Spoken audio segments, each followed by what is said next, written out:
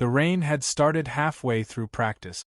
By the time Lucas finished his cool-down laps, the field was a muddy graveyard of footprints and torn-up turf. Most of the team had already left, carpooling or sprinting into waiting vehicles. Lucas stood alone beneath the metal overhang of the locker room roof, hoodie pulled up, gym bag slung over his shoulder. His ride had flaked again. Coach Damon's car rolled up slowly, windshield wipers beating like a steady metronome. The driver's window lowered. "Need a lift, Reyes?" Lucas hesitated. "I'm good." "Lucas," Damon cut in, his voice firm but warm. "It's pouring. Get in."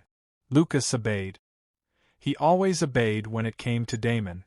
Inside the car, it smelled like aftershave, leather, and something Lucas couldn't name, something masculine, lived in. He clutched his bag to his chest as the door shut with a soft click. "Where to?" Damon asked, eyes on the road. "Montrose and 8th Corner House." "Got it." The silence settled between them like fog. Not uncomfortable, just full. Lucas stole a glance. Damon was dressed down, long-sleeve tee, damp hair, a few flecks of mud on his jawline. The kind of effortless roughness that made Lucas's chest feel too tight. "You played hard today," Damon said suddenly. "You've been pushing yourself lately." Lucas shifted.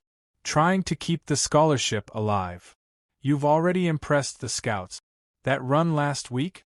College-level control." The compliment hit Lucas square in the gut. He wasn't used to praise from Damon, not directly. He felt his ears warm. Thanks. I just don't want to screw it up." Damon nodded. "Pressure gets heavier when you're good. People expect more." He paused. "You don't talk about home much. How's it going there?" Lucas kept his eyes forward. "It's fine." "That's not a real answer." Lucas exhaled. "Let's just say, I don't exactly feel like I belong half the time. Especially with Nate acting distant lately." Damon glanced at him, brief but sharp. "Nate? Your boyfriend?" Lucas nodded. "He's nice, but I don't know. Lately I feel like we're just going through motions." Damon didn't say anything for a long moment. Then, "Sometimes people cling to comfort even when they've outgrown it." Lucas stared at his knees. "Yeah." The car turned down a quieter street, tires hissing against wet asphalt. For some reason, Lucas didn't want the ride to end. The cabin was warm, safe in a way he rarely allowed himself to admit. "You ever feel like people only see what they want from you?" Lucas asked, softer now. "Not who you actually are?" "All the time," Damon said without hesitation. Lucas looked over. "But you're so together. Confident." Damon chuckled under his breath. "Confidence is just a good mask. Doesn't mean much underneath." The response surprised Lucas. He turned slightly, studying him. There was a weariness there.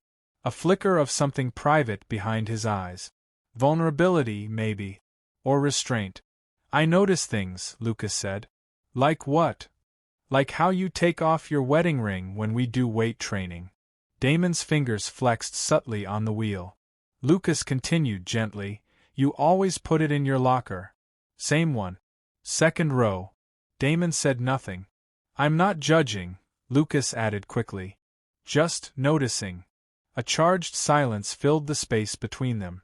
Lucas could hear the soft rhythm of the rain again, and his own pulse rising.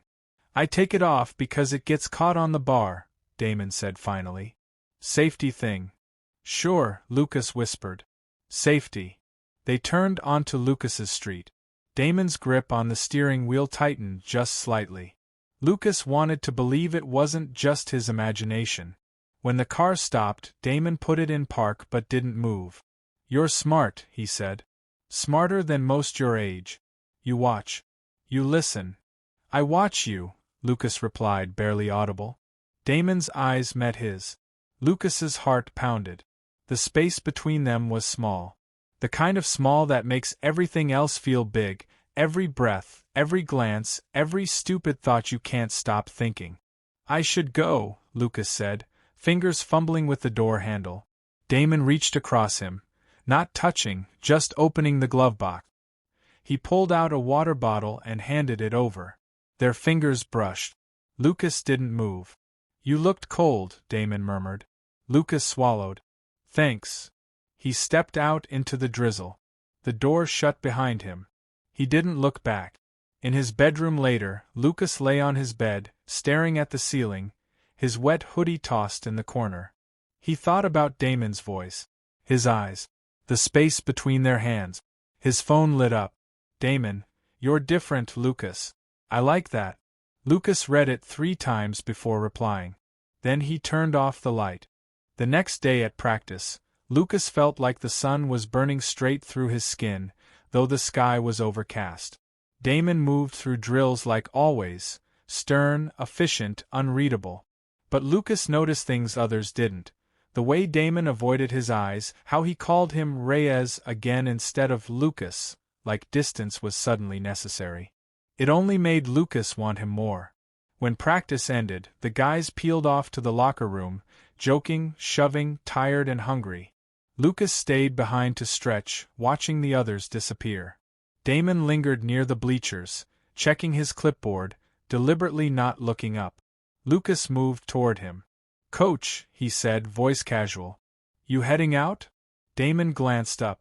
Just finishing notes. Lucas stood there, fidgeting. About last night. Forget it, Damon said quickly. I crossed a line. It won't happen again. Lucas blinked. You just texted me 12 hours ago. Damon lowered the clipboard. His jaw tightened. I was tired. I shouldn't have said that. But you meant it, Lucas replied. You said I'm different. Damon's eyes flicked around the empty field. You don't get it, Lucas. This, whatever this is, it's dangerous. I'm not a kid. No, Damon said. But I'm a married man. That word, married, landed like a stone in Lucas's stomach. Still, he refused to back down. Then why are you still standing here talking to me? Damon said nothing. That silence answered everything. Later, in the locker room, Lucas stripped his sweat-soaked shirt off slowly. The place was mostly empty except for the sound of running showers and damp sneakers squeaking on tile. He stood in front of the mirror, bare chest rising and falling, water bottle in hand. Then he saw Damon enter behind him. Damon paused at the doorway, hesitating. Left my keys. Lucas didn't move. Didn't speak. Damon walked past him, toward the back bench. Lucas turned, following him with his eyes. You okay? Lucas asked, his voice lower now. Damon stopped, back-turned. You need to stop looking at me like that. Like what? Like you want something I can't give you. Lucas stepped closer. Can't or won't. Damon faced him slowly, eyes locked. You think this is a game? That you can just flirt and tease and it won't mean anything? Lucas stood his ground. It already means something. For a second, everything hung in the air, humid, heavy. Then Damon moved closer, his voice barely above a whisper. You don't know what you're doing to me. Lucas smiled, but it was shaky. You don't know what you've already done to me. Their faces were inches apart now. Damon's breath touched his skin. And then, he turned and walked out. Lucas stood there, heart in freefall. That night, Lucas ignored 3 calls from Nate. He stared at the texts. You okay? Are we good? Lucas? He couldn't answer. Not honestly. Not when his skin still felt haunted by the almost touch of another man. The next week passed with restraint. Damon avoided being alone with him. But the undercurrent between them didn't fade. If anything, it grew stronger, like a string being pulled tighter by every unspoken glance. Then Friday came. Practice ended late. The sky threatened rain again. Lucas lingered, hoping. He didn't have to wait long. Damon approached him near the bleachers, voice low. Ride. Lucas didn't answer. He just nodded. They didn't speak during the drive. The air was electric, thick with everything they couldn't say. Lucas could feel Damon's energy, restless like he was fighting himself.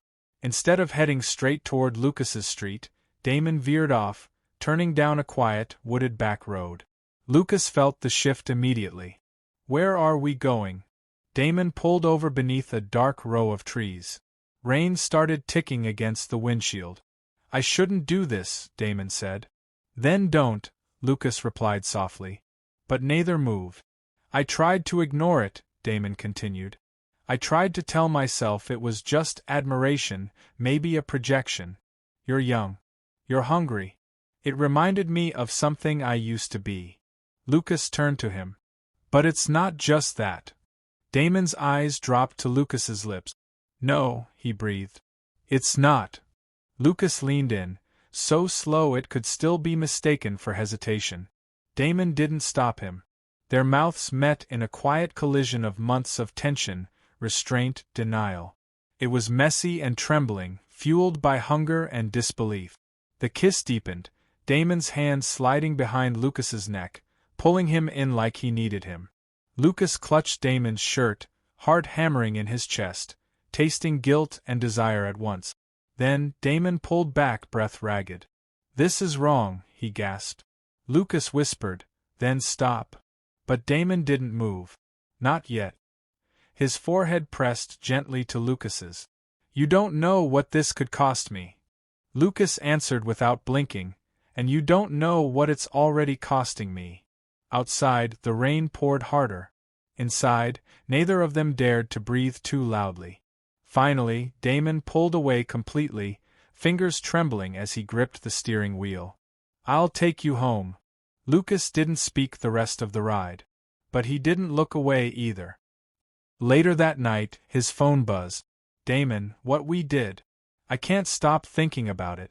Lucas stared at the message, thumb hovering. Then he typed. Neither can I. The silence between them didn't last. It morphed into something else. Late-night texts, glances during warm-ups, Damon's hand on Lucas's shoulder lingering just a second too long. What they shared was quiet, private, unspoken, but it wasn't over. Not even close. Lucas had stopped replying to Nate altogether. Every message felt like a lie. He'd scroll past Nate's name, his thumb hovering, before shutting the screen off completely. The real connection was elsewhere now, coiled in secrets and urgency. That Thursday evening, Lucas stayed after practice, pretending to study drills. Damon walked by, paused, then said, You free tomorrow night? Lucas looked up, breath caught in his chest. I could be. My wife's out of town, visiting her sister. The house will be empty. Lucas's heart kicked once hard. Are you sure? No, Damon replied, voice low. But I want to see you outside of this place. Lucas nodded. Text me the address. The next night, Lucas stood on Damon's doorstep in a hoodie, jeans, and sneakers, trying to hide how much he'd overthought what to wear. He raised his hand to knock, hesitated, then the door opened. Damon stood there, barefoot, in a plain black tee and sweatpants. Comfortable. Disarmed. But his eyes betrayed how much this meant. Come in. Lucas stepped inside. The house smelled like coffee and cedar. Clean but lived in. The kind of space that said someone had built a life here. Family photos lined the hallway. Damon with his wife, smiling in places like vineyards, beaches, crisp winter towns. Lucas paused at one. She was beautiful. Blonde. Warm eyes. That's her, Damon said softly, following his gaze. Lucas nodded, his throat suddenly dry. She looks kind. She is. Then why are you doing this? Lucas didn't ask. He already knew. The same reason he was here. Damon led him into the living room. They sat on the couch, far apart at first. A glass of something amber in each hand. A movie played muted on the TV. Neither watched. She ever suspect anything? Lucas asked. Damon shook his head. She knows I get distant sometimes. But I've never. He didn't finish. I don't want to be your mistake, Lucas said, staring into his glass. You're not. Lucas turned his head. Then what am I? Damon didn't answer right away. Instead, he set his glass down and leaned forward, elbows on his knees, like the weight of the question was too much. I don't know. But I can't stop thinking about you, and it's tearing me in half. Lucas leaned in slowly, letting his hand find Damon's. "You don't have to figure everything out tonight," he whispered. Damon squeezed his hand. "I just want to forget the rest of the world for a while." They ended up in the bedroom, the sheets smelling faintly of detergent and lavender. Damon closed the door slowly behind them, like sealing off reality. For the first few moments they just stood there, neither moving, both watching. Then Damon stepped forward and touched Lucas's jaw, almost reverently, like he was asking permission with every motion. Lucas closed his eyes. The kiss was different this time, not rushed, not reckless. It was slow, deliberate, intimate. Damon's hands mapped his back like memory, pulling him closer until there was no space left between them. Lucas let himself be kissed, held, undone. They undressed wordlessly, but everything was being said in the way they touched, urgent and careful, exploratory and reverent. It wasn't just sex. It was something deeper, more dangerous. It was a man falling out of loyalty and another man stepping into forbidden desire. They moved in sync, breath meeting breath, skin against skin. No names were spoken, but the silence screamed everything. After, Damon lay on his side, watching Lucas as though trying to memorize him. Lucas traced a faint scar on Damon's collarbone with his fingertip. "How long has it felt wrong?" Lucas asked quietly. Damon exhaled. "Longer than I'd admit. But you just woke it all up." Lucas nodded. "You made me feel like I wasn't invisible. You never were." They lay there until the room went dim with dusk. "I should go," Lucas said finally. Damon nodded, but his hand didn't release Lucas's just yet. "You can stay a little longer." Outside, the streetlights buzzed to life. Lucas stood at the front door, hoodie zipped again, emotions heavy in his chest. Damon stood beside him, staring at the floor. "This doesn't mean I don't love her," Damon said softly. Lucas blinked. "I know. But I need you. I can't lie about that anymore." Lucas nodded, unsure if his heart was breaking or swelling. As he stepped outside, he turned back one last time. "Then don't lie to yourself either." The door closed quietly behind him. In the car, his phone buzzed. "Nate, I miss you. Please talk to me." Lucas closed the message. He was already too far gone. The days after that night were quieter. Lucas noticed it first at practice. Damon was different. Still professional, still disciplined, but colder. His eyes flicked past Lucas instead of meeting them. His voice, once laced with careful warmth, had gone clipped, distant, as if pulling back was a form of damage control. Lucas tried to play it cool, but every ignored glance scraped like sandpaper across his nerve. He wasn't a fling. He wasn't a mistake. At least, he didn't want to be. Then came the texts, short, vague. "Busy today. Can't talk. Practice only. No rides this week. Please don't message me late." Lucas stared at those messages in bed, feeling like someone had poured cold water over everything they'd built. When Nate showed up at his house unannounced, Lucas didn't even pretend to be surprised. "I know something's going on," Nate said, hands buried in his jacket pockets. His hair was messy, eyes tired. "You haven't touched me in weeks." Lucas looked away. "Is it someone else?" Silence. "Lucas, is it someone else?" Nate's voice cracked. Lucas exhaled slowly, unable to meet his gaze. "Yes." Nate took a step back like he'd been slapped. "Who?" Lucas hesitated. Then, finally, "It doesn't matter." "Bullshit. I gave you everything. Time. Patience. Loyalty." "I didn't ask for loyalty," Lucas snapped, then instantly regretted it. "I'm sorry. I'm not who I was when we met." "No," Nate said. "You're not." He left without another word. The sound of the door closing echoed through Lucas's chest like a gavel. The next day, Damon finally messaged him again. "Meet me. Just us. Tonight. Same road as before." Lucas showed up in the dark, headlights casting long shadows over the empty woods. Damon sat waiting in the driver's seat, staring out at the trees. Lucas climbed in. Neither spoke for a moment. Then Damon sighed, rubbing his jaw. I told myself it was just a moment. That I could contain it. Control it. But I can't. Lucas watched him. Then why are you trying so hard to erase me? Damon's throat tightened. Because I can't keep living two lives. I see the way you look at me, and it terrifies me. Because part of me wants to burn it all down for you. Lucas swallowed hard. So do it. Damon laughed bitterly. It's not that easy.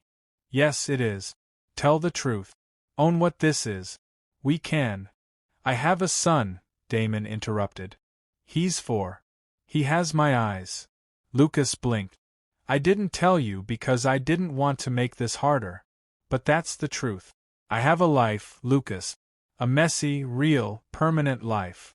Lucas leaned back, hands clenched in his lap. And what am I? He asked. An escape? A fantasy you visit when the weight gets too heavy? No, Damon said immediately. You were a reminder. That I could feel again. That I was still capable of desire, and of being desired. Lucas looked out the window.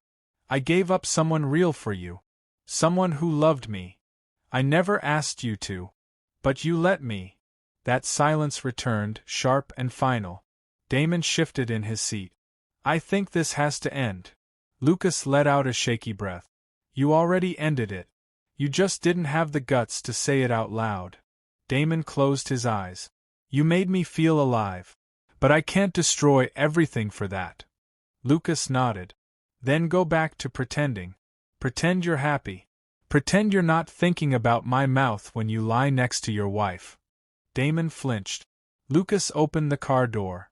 I'm done being your secret. Before he stepped out, Damon whispered, I never lied when I said I needed you. Lucas looked back, eyes burning. And I'll never lie when I say you broke me. He left without waiting for Damon to respond. Back home, Lucas collapsed onto his bed, staring at the ceiling. The rain had started again, same rhythm, same quiet. Full circle. His phone lit up. Nate. I'm not okay. But I hope someday you will be. He turned the phone face down. Weeks passed. Practice continued. Damon went back to being coach. Lucas went back to pretending he didn't notice. Their story existed in the space between drills and glances, buried but never gone. On the last day of the season, Lucas saw Damon standing alone on the field, watching the sunset stretch over the empty bleachers. Lucas approached quietly. Neither said hello. Damon spoke first, voice low. You'll do great in college. You're stronger than you think. Lucas nodded. I had to be. A pause. I still think about that night, Damon said. More than I should. Lucas gave him a small, tired smile. Some things don't need repeating to be unforgettable. They stood there until the sun dipped below the horizon. When Lucas finally turned to leave, Damon said one last thing. I hope you forgive me one day. Lucas didn't stop walking. I already did. That's the problem,